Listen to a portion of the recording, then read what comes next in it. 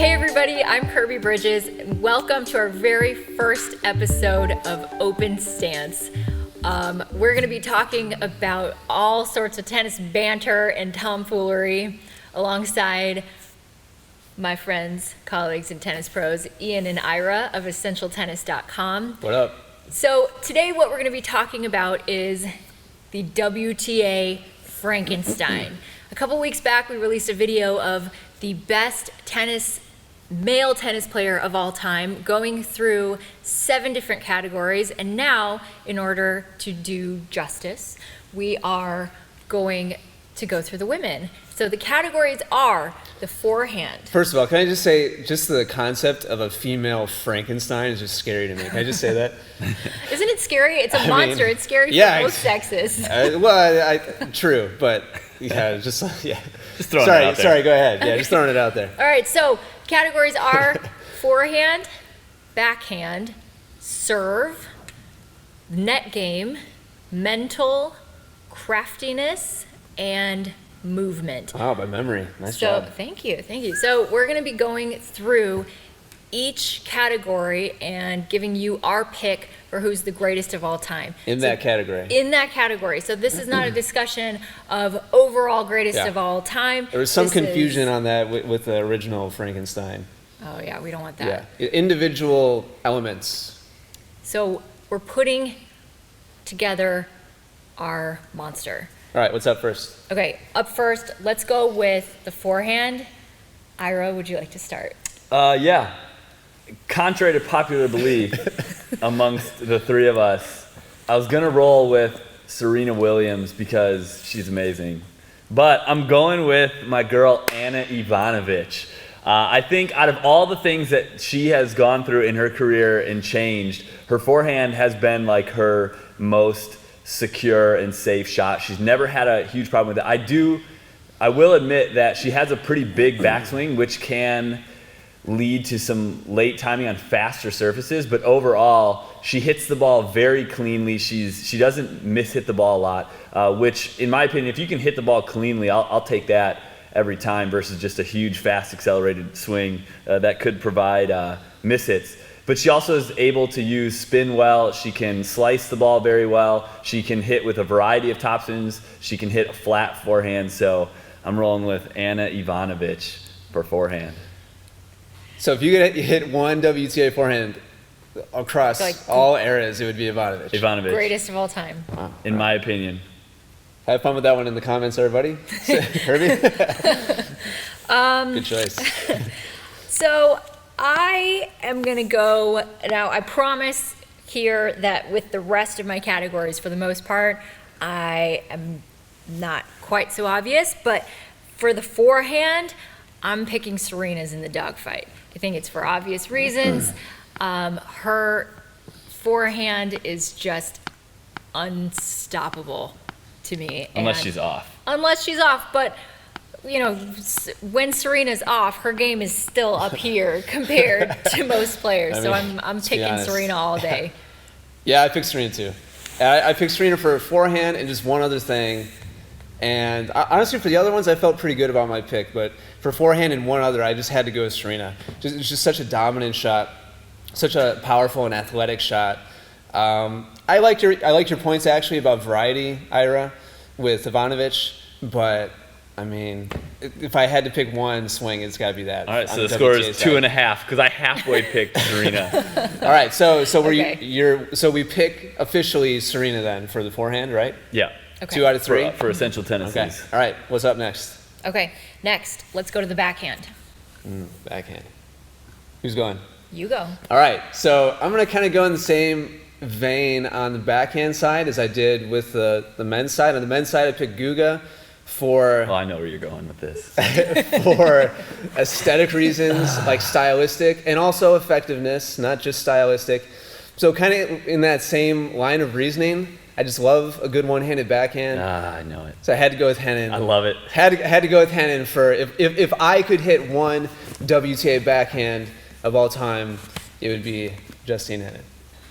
I mean, I completely agree. Variety-wise, she's good. She's solid. She can handle high balls, low balls. It's one of the best looking strokes ever. I bet half the male one-handed players could wish they could hit it as technically sound as she can. I do. Oh, so is that your pick? Yeah, Henin was my Henin? pick. All right. For sure. So Henin for the win, but Kirby, what was your pick? Well, my pick is Justine Henin. 3 for 3. So Three-peat. something on top of that is Is that... this our first 3 for 3, by the way? Is it? I'm not It might sure. Do we be. have a men's? I feel like if we had one before, it would have been Roger across the Forehand or board. something, yeah. Yeah, Or but I don't think or we Karlovic's did. serve, remember? Which it you wasn't, did because I picked it. that. Yeah, Right. Remember. Well, okay, Anyway. so Henin, something else on top of that is that she's only 5'6". Yeah. And, you know, Crazy. she has one of those, you know, like we have one of those, a video on our YouTube channel that has over 1 million views of Roger Federer playing in slow motion for 30 minutes. And that's It's a little how creepy, guys, by the way. but that's how just mesmerizing his backhand is. And she has the same thing on her one-handed backhand. And just to be that petite and be able to really hang with the rest of those power players the way Yeah. that she did in her era was absolutely astounding. And that backhand is just something to marvel at. So we agree, across the board. Unanimous. Justine Possibly for Henin. the first time. Let's go to the serve next. Right? Who wants I mean, it? I really think we're going to all agree on this one, too. It's very likely. I mean, I'll start off. Wait, should we just say it at the same time? 1, 2, 3. Serena. Yeah. Best technique, best results, probably one of the most powerful serves consistently. I know there are some women that have hit bigger serves by maybe 4 miles an hour, which, I mean, that's just nitpicking when you get up that high. But overall consistency, first and second serve, most efficient, very few double faults. So, yeah, that's my pick. Well, let me give a couple of honorable mentions here. So, of course, Venus. I think that in her career, if it weren't for injuries and different illnesses that she was fighting, that she could have had a little bit more backing as far as like stats go. Because you look at Serena, and over the long term, her stats really tell you that it's the most dominant serve in women's tennis of all time. And watching it. And watching it. I mean, Yeah. Just But- seeing it is pretty amazing. But here's something that people don't realize is that she's not number one in the leaderboard for number of aces. The past couple of years, she's actually number 2 to Carolina Pliskova, and who's actually number 19th right now in the world, and she had 517 aces as opposed to Serena's 498. So this is a woman That's all time career? that is just in last year. Oh, just last year? Just last year. The only reason I would argue that is because Serena probably played less matches than her. Well, but That's you're not, my only. you're not that's wrong. my That's, only. that's a really good point. But point for that. but she is something who she's somebody to look out for. So that's all I'm saying. She's early in her career. She's just starting to come on. And if you're going to mimic a serve that's not Serena's, look at Karolina Pliskova's. Okay, so let's move on. How about to the net game? Why did you laugh? I got an interesting pick. Yeah. But I'll save mine for last. Okay. Want me to go? Yeah. Yep. All right. Navratilova, best net game of all time. I mean, she's got 41 Grand Slam doubles titles, which is an insane. That's combining women's doubles and mixed doubles, which is an insane number. And I didn't write down how many more singles. Would she have like 18 or something? Singles Grand Give or Slam take. titles. And this was in an era where, certainly when she started, the net game was still, that's where it was at. It was the prevalent tactic was to come forwards, certainly in doubles, but in singles as well.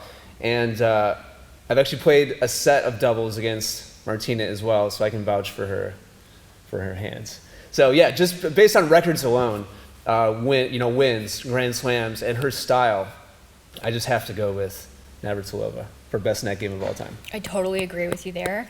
The only thing that I would add is how amazing her net game is to go from playing in an era where you're playing with wooden rackets Yeah. all the way through now. Where was she 48 years old when she won her last doubles know. title? I think Maybe 50. she was almost 50. So just to have an athlete be that successful and be that good at what she does, Tough to it's argue. unbelievable Unless to win a tournament at you're 48 Ira years Milan. old. Unless you're Ira Milan. Because I did not grow up watching Martina Navratilova play. I base a lot of my decisions on the eye test. That means what I can see. And so I didn't have the honor and the privilege of watching Navratilova. And that would have been the easiest pick. I Googled this, you know. I mean, that honestly, that's how I came to my decision. But however, I did see this fascinating YouTube video of this woman named Cara Black. It could be Cara Black. It could be Cara Black. I'm not really sure. South African. It's just a video of this player just hitting forehand, backhand off the wall, and every ball she hit was pretty much dead center. You could hear it. There was sounds. I mean, she hit quality volleys. She's had some great success on the WTA tours. I don't know her specific statistics. Well, I Did you might say 60 titles, I think? Yeah, she had something about 60 titles. She's a doubles specialist, and she's a Grand Slam champion. So I guess I think just about every tennis player I feel like has probably seen this video. I think it's gone viral a couple of different times. I was more of the prisoner of the moment when I saw that video, and I was like, well, heck, I don't know enough about the current women's volley game, so I'm going with Cara Black. But Martina Navratilova wins. Essential tennis choice is Navratilova. Yes, I agree. Honorable mention. No, I mean, she might be like her fifth place viral honorable video. mention. But, I mean, good for her. That's about it. All right, let's move forward to, let's go to craftiness. What do you think? I'm going to go with Radzwanska. And I'm not a huge fan of her forehand.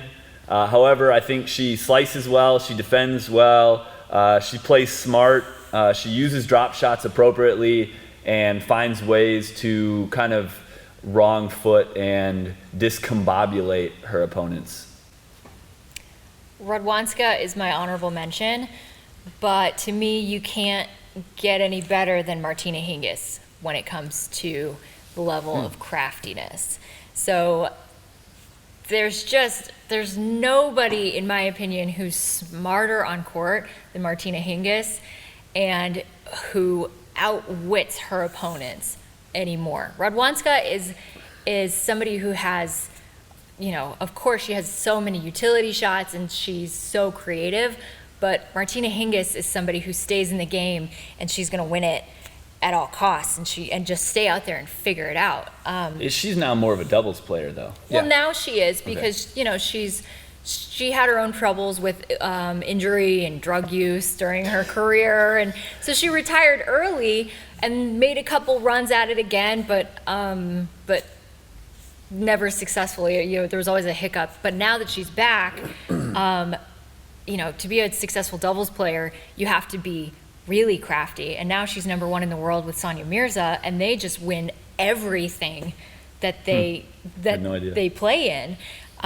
So to me, and then as far as longevity goes, Martina Hingis she's now currently number one in the world in doubles, and she was almost 20 years ago. The first time she had her number one doubles ranking was in 1998. So this level of craftiness is, again, like it just spans decades to be that kind of player. So that's my pick. I agree with you certainly on variety and like consistency and longevity. But to me, craftiness means something different. Like you and I agreed on Santoro on the men's side, somebody who's just kind of a person in his own, kind of category. And so I wouldn't put Hingis in that. I'm not saying she's a bad choice, but I also picked Radwanska because for the win. I watched like a couple of YouTube compilations of her hot shots or whatever. She just comes up with unique stuff At the right time. Yeah, and she's got good hands. There's so few in our modern era. There's so few female players that are comfortable around the net. Hingis is one of them. She's another good example of that. But great to see a singles player in Radwanska be comfortable coming forwards and using angle volleys and and half volleys and touch volleys and that sort of thing. So, Radwanska.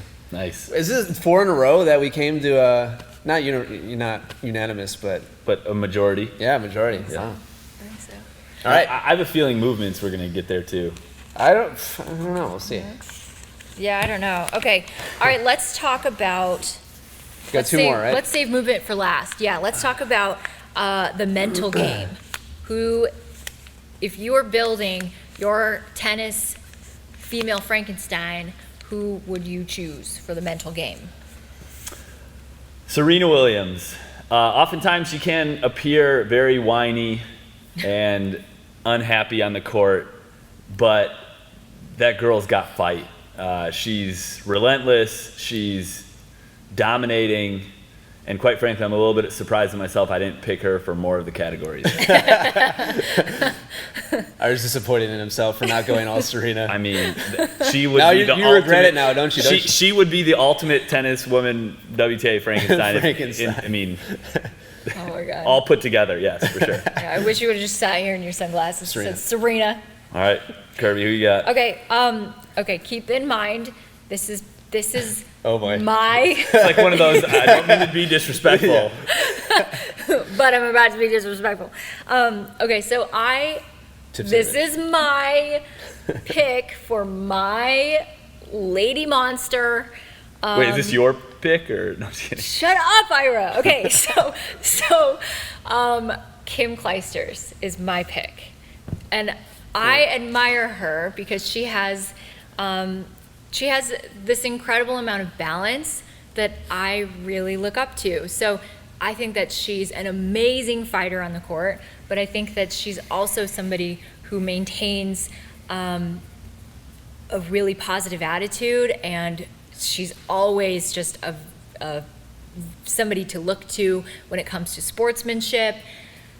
So for me, it's Kim Clijsters. I mean, I just respect so much her work ethic and her attitude on court and off. I think she's such a leader to other players.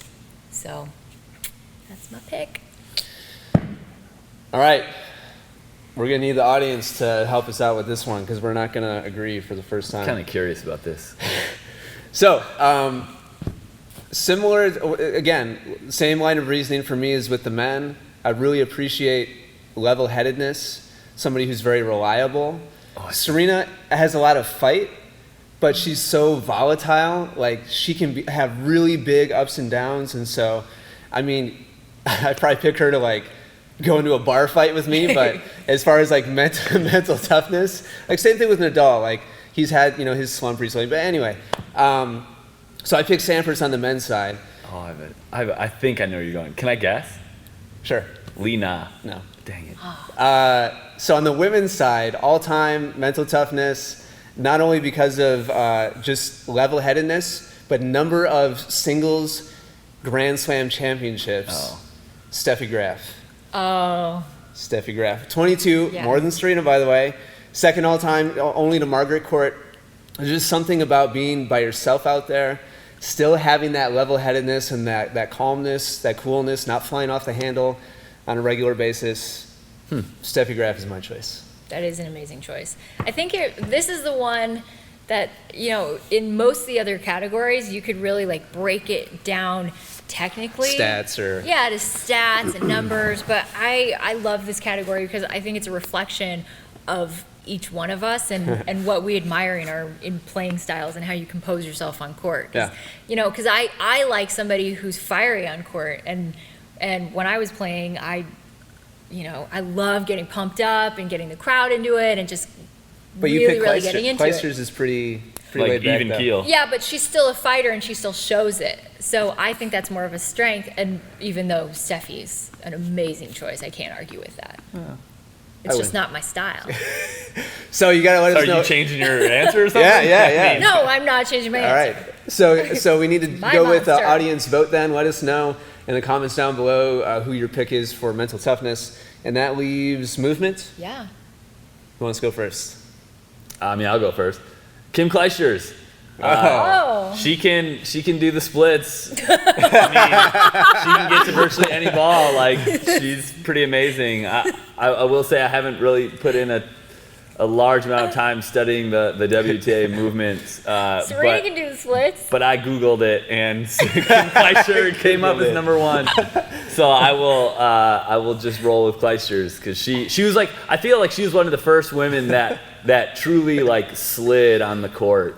And sliding. Did you stay at a Holiday Inn Express last night? Yeah, actually I did. She moves well. She anticipated well. She, like I said, she was one of the first people that could slide on hard courts on the women's side. And I think with the way the game is going now, it's getting faster. That's something that she was kind of a pioneer for. That's my pick. All right. And I'm sticking with it. Okay, my pick is Radwanska. I think that, going back to talking about her craftiness, she is a player who is so, of course, she's so intelligent on court, and her anticipation is a really big part of that. She's at every ball because she's 3 steps ahead of it. She's like a chess player. Wait. You laughed at my Andy Murray pick because of anticipation on the men's side, but now you're going to pick Radwanska because of anticipation? I can do what I want. Oh my gosh. I didn't laugh at it because of anticipation. I don't think of it. It wasn't a choice that jumped out to me.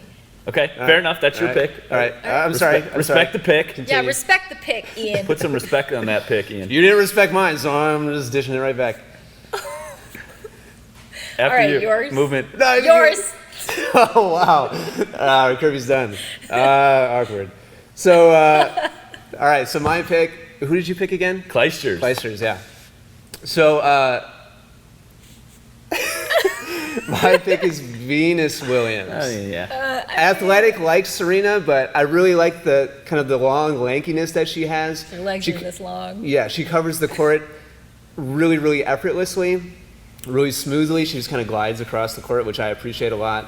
So yeah, Venus Williams. That's my pick. All right, well. I would say that she benefits from her lankiness that adds to her movement. Yeah, that's what I said. I mean, Okay, so- it's your monster. I'll let you. I like that. I'm going to start saying it's your monster.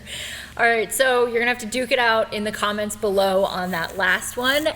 We want to know all about your picks, so let us know in the comments below. And while you're at it, give us a like. We really appreciate it.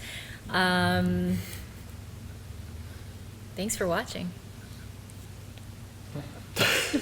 For hundreds of free digital tennis lessons, head over to essentialtennis.com right now. More wins and more fun on the court is right around the corner. You'll even get a free gift just for stopping by. Simply click the link at the top of any page.